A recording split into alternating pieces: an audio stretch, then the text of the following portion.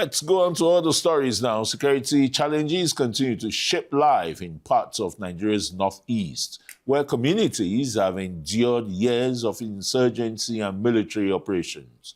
One such community is Ngoshe in Ngoshe local government area of Borno State, an area that has witnessed repeated attacks by insurgent groups. Recently, our correspondent, Sani Adamu, joined troops on a journey to the community, documenting the difficult terrain, the security realities, and the resilience of people living on the front line. Here's report. Reporting from the front line often requires more than just a camera and a microphone. Here in Borno State, safety precautions such as wearing a bulletproof vest are part of the reality for journalists covering the insurgency.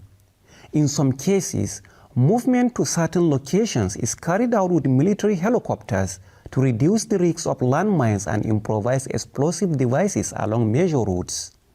Traveling to the mountainous town of Ngoshe, located about 150 kilometers from Maiduguri, is not just a journey across distance, it is a journey into a community that have lived under the shadow of insurgency for years.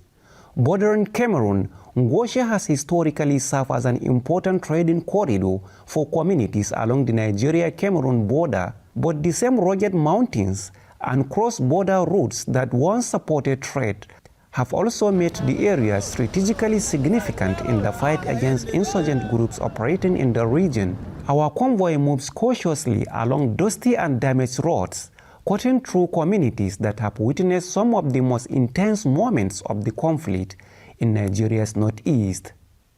For journalists, reporting from the front line comes with its own risks and responsibilities.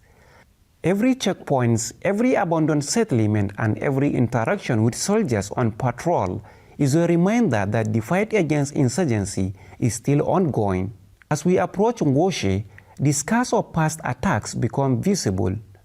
Bond structures, deserted homes, and quiet tension that lingers in communities once overrun by insurgents. As you can see, unlike the hype that is going on social media that the camp has been abandoned, we have almost 600 soldiers here on the ground as we speak, and we've been able to bring additional critical combat enablers for them. So our major focus now is to make sure that the civilians return fully. But beyond the destruction, there are also signs of resilience. Soldiers maintain their positions, communities gradually rebuilding, and a shared determination to ensure that life eventually returns to normal. For a reporter, journeys like these are not just assignments. They are moments that reveal the human stories behind the headlines.